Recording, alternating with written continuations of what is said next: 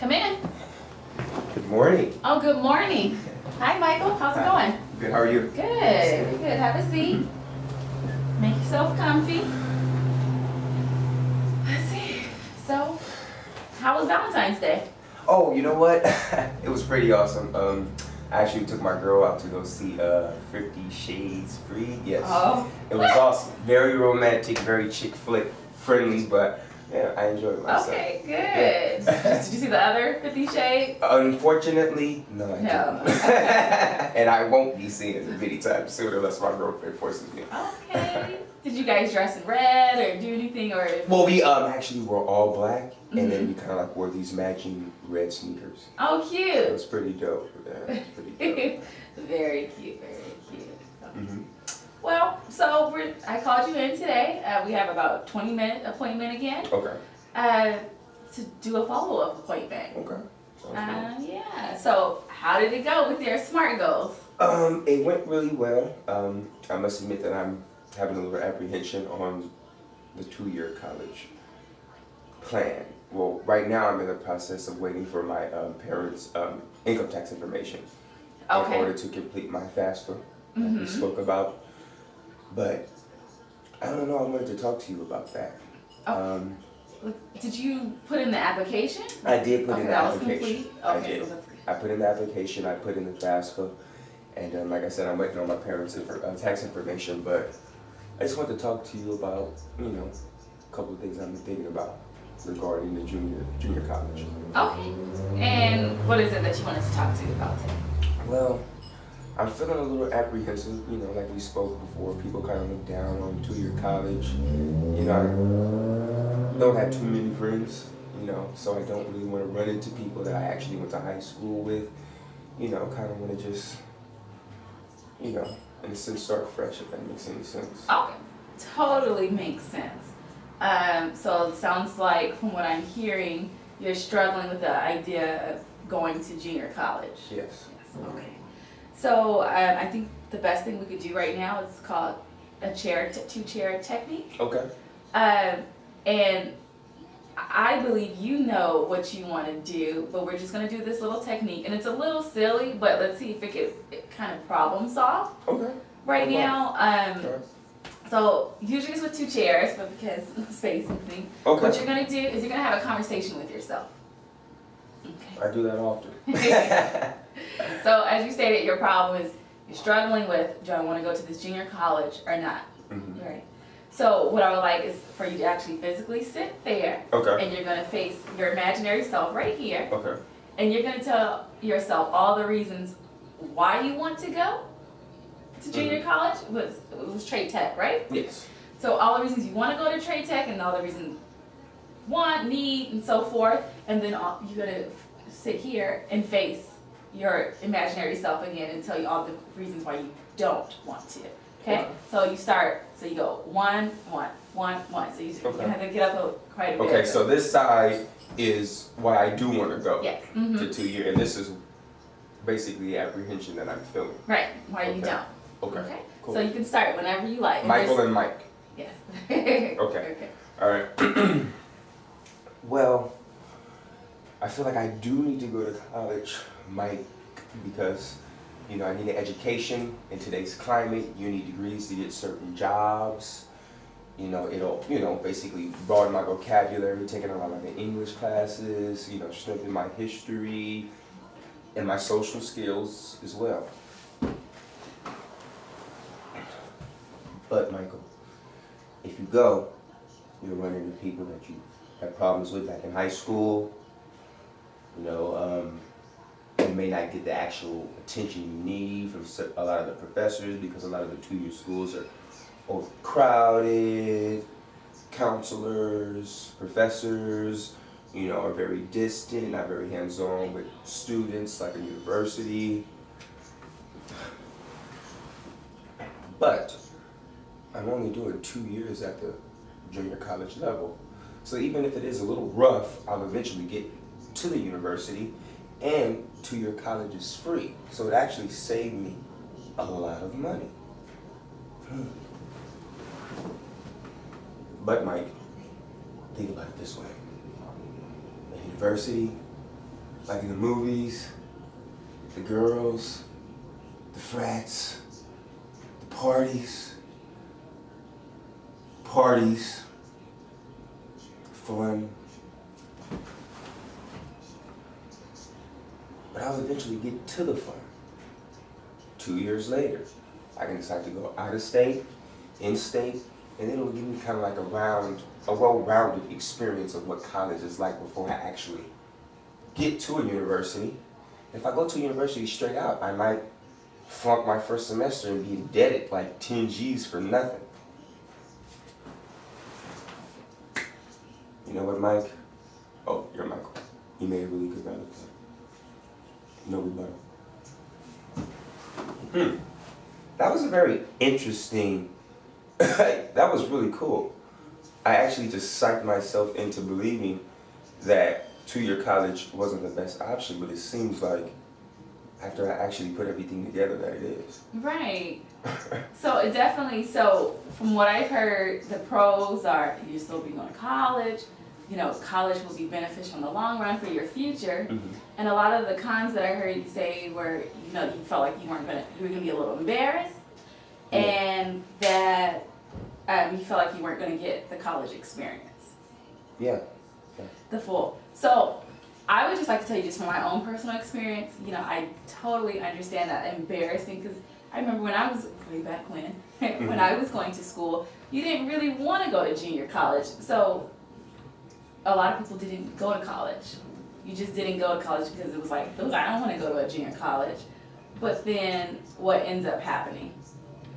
Well, those 2 years go by like that, Yeah. and then you can just go ahead and transfer.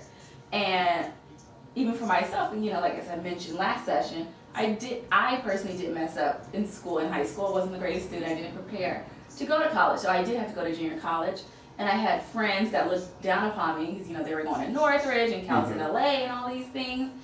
And eventually, so they kind of laughed at me, and, you know, it is a stigma about it. But what eventually ended up happening was, out of all of my friends, I was the only one who graduated.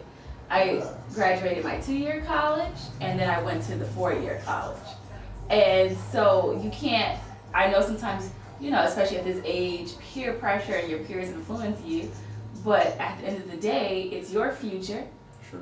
And it doesn't determine who you are if you start off at this 2-year college. And also, I like to say, you will have a fun college experience. It might not be the traditional experience, but I can say that I did make a lot of friends in my junior college. You know, you mentioned the girls. I did have a boyfriend. I did meet guys. So, you know, you'll still have that same experience, and then you can go ahead and transfer. So I don't want you to think of it as such a negative, you know, thing. But it's great that you're applying yourself, because most kids are not going to go to college.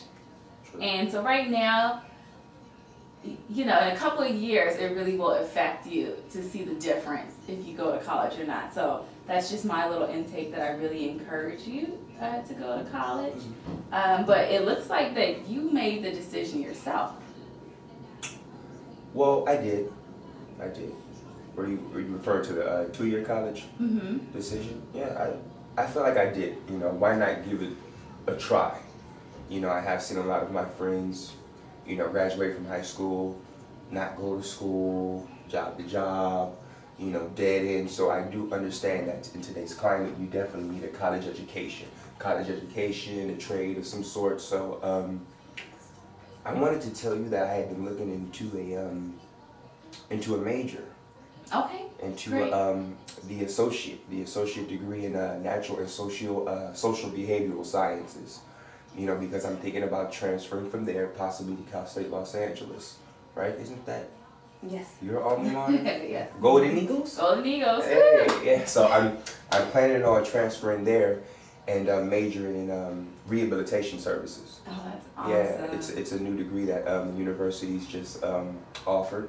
You know, so I'd be working with working with people with disabilities, physical, recovering addicts, people that are homeless, you know, because I had a rough upbringing. You know, my mother was addicted to drugs. I was in and out of foster care. So I have a passion for that, and I really feel like if young men, especially young black and brown men, can see me come from where I came from, and I'm able to to basically just be living proof that you can come from these areas, with the help of, wonderful counselors, such as yourself, and put yourself in a position to be able to succeed, even if that's not what your environment consists of, because I didn't see a lot of young black men who were going to school, where I come from, it was sports, it was, the street life. So I definitely want to give the 2-year college just a chance, an opportunity. Definitely. It sounds like you have a great plan. An awesome plan, actually. With your help. Oh, thanks. But you have everything. You know everything. You just need a little guidance, but you know the answers and you know what you want to do. And I just, encourage you to really just keep on that path of going for what you want, and you'll be successful in life. Okay. Sounds pretty good. It sounds pretty good. Okay. So just wrapping up this semester. This is good. Yeah, I'm actually taking statistics. Yeah, so I'm kind of like just trying to get that out the way, so Okay. I'm looking forward to a good semester. Positive energy, taking your advice, and I've even applied your SMART goals to not just the college, but to simple things, just like finishing a homework assignment, being able to, basically think, hey, let me do this, and that, and then I can take care of this business. So, you've helped me organize. I use SMART goals for everything because they're SMART goals. You'll actually be successful versus just saying, "Oh, I'm gonna walk the dog." Well, one of my things is I'm gonna walk the dog. I don't like walking the dog. So I have to do a realistic goal that, okay, maybe I'm going to walk the dog twice a week, and that's something that's realistic instead of sometimes shooting so high that, okay, I can say 2 out of the 7 days I can walk my little dog. Yeah. Okay. All right. That makes sense. So I wanted to. Sorry, go ahead. No, ladies first. So it was something I actually wanted to talk to you about as well that I remembered after we left, but I wanted to touch up a little bit. And I know you were saying that you were kind of feeling like a little overwhelmed about this whole college experience. And I just wanted to talk to you about anxiety. Okay. And so, do you know that being overwhelmed is a symptom of anxiety? I wasn't familiar with that. No. Okay. Let's see. So it actually is, and it's something that a lot of people do, suffer from, is feeling overwhelmed and anxiety. And let me ask you, what do you think when you get overwhelmed? What do you start feeling, or what process? Well, I've never known a term for it. So let's go with anxiety. I feel like sometimes you feel a sense of depression, a sense of defeat, as if you can't accomplish your goal, like a sense of nervousness. So would that be considered anxiety? Yes, definitely. I definitely suffer from that from time to time. And what do you do to release that anxiety? I like to work out. Oh, that's great. I like to work out. I feel like every day once I, go to the gym, do a little bit of weightlifting, especially cardio, I feel like sometimes when we're doing life, we may encounter people with negative energy. We may have developed a little bit of anxiety for whatever we were dealing with throughout the day. So I feel like that helps release me. And reading books. Great. Good. That's awesome. So it looks like you're pretty good with handling your anxiety. But I just wanted to go over it just a little bit. No problem. Because you are going to go through your transition of being from high school to your trade tech, right? And so I just wanted to give you some tools, but you have some great tools as well. But just as a reminder, since you're doing it, you can find distractions, go for a walk, control breathing, journaling, and exercise. So it looks like you're on the right path. Bingo. So I just have this worksheet that we could just look at together. Here, let me give you that.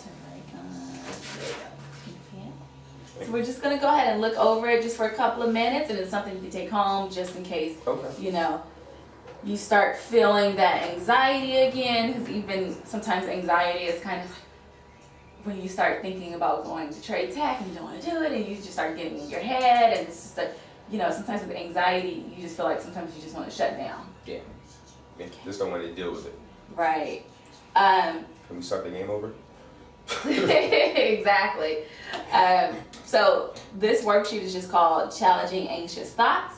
Okay. And so basically, it's just where we talked about that anxiety, it cripples our ability to solve problems. When this happens, irrational thoughts often play a role. Okay?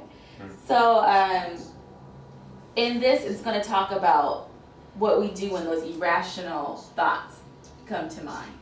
Okay? So the first question is just describe a common situation that triggers your anxiety.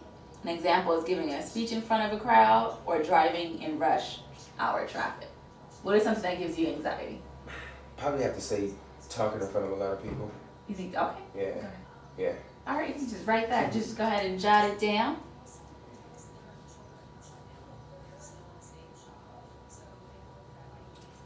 Okay. And so the next it says, anxiety disorders are thinking by causing us to overestimate the likelihood of something going wrong and imagine the potential consequences as worse than they really are.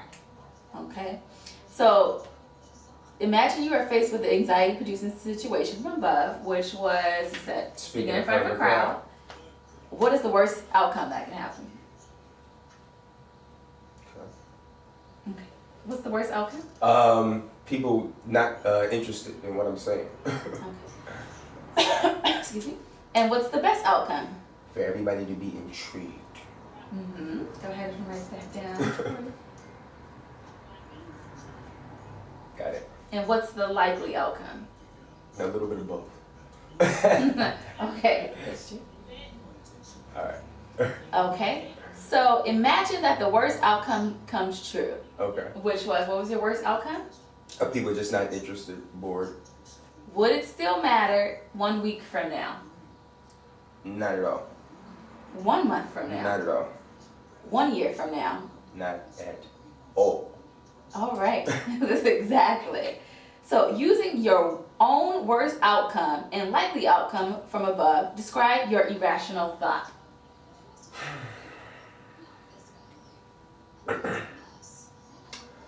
My irrational thought. Well, that's an opinion. That's all subjective. Irrational, my speech is going to be boring. It's not going to be interesting or gripping. An irrational thought is, I speak with conviction. So if I carry myself with conviction, you know, pride, self-worth, I can garner anybody's attention. Sounds great. Yeah. Good, Michael. So this is something that I want you to keep Okay. because it definitely can apply All right. to your college situation. Because, let's see, so you're feeling a little overwhelmed about transferring to 2 year because you did mention, you know, you won't get the experience and you're embarrassed by others, what they would think about you. But from 1 week from now, when you're in college, well, It won't matter. would it still matter? In 1 year from now, would it still matter? Because you'll be 1 year in and you'll have 1 more year to go. And you'll realize that a lot of your friends are not going to college at all. And you will have an awesome experience. So that's your rational thought is about your 2 year college is, what is your rational thought? My 2 year college should be the best thing that happened in my 4 year education. And your irrational thought? That it wouldn't be a positive, that it wouldn't help me, it actually would. Wow, okay. So this is Hey, something, take this? yeah, that's gonna be Cool. yours. So every time you're facing your anxiety, but it looks like you know, honestly, it sounds like you're doing great because you have, you know, you say you like to exercise. And I'm sorry, what's something else that you do when you're facing your anxiety? I like to exercise and read. Exercise and read. Awesome. Yep. And then even just sometimes you challenge your anxious thoughts. Because this is something that everyone goes through. You know, sometimes I just feel overwhelmed with, you know, because I'm back in school as well, and I have to work, and I have to take care of my dog, and I have to take care of my husband. And sometimes it just gets too much, and then you just have to sit there, breathe, woosah, and say, what is really the problem? And how can I challenge these anxious thoughts? Yes. Okay, I got it. All right. All right. Headed to next period. It's been awesome talking to you. All right. It's been great as well. We're gonna have one more meeting. Okay. We're gonna see. So, grade your application is in. Mm-hmm. And looks like we just need to Get my parents' income tax information, and I'm all set. Right. Yep. All right. All right, Miss Sounds good. Bradley. It was nice talking to you. Better talking to you, and I will see you next week. Yes. All right. You have a good one. You too. Wish me luck on this history test. All right. Good All luck. right. You got it though. I believe in you.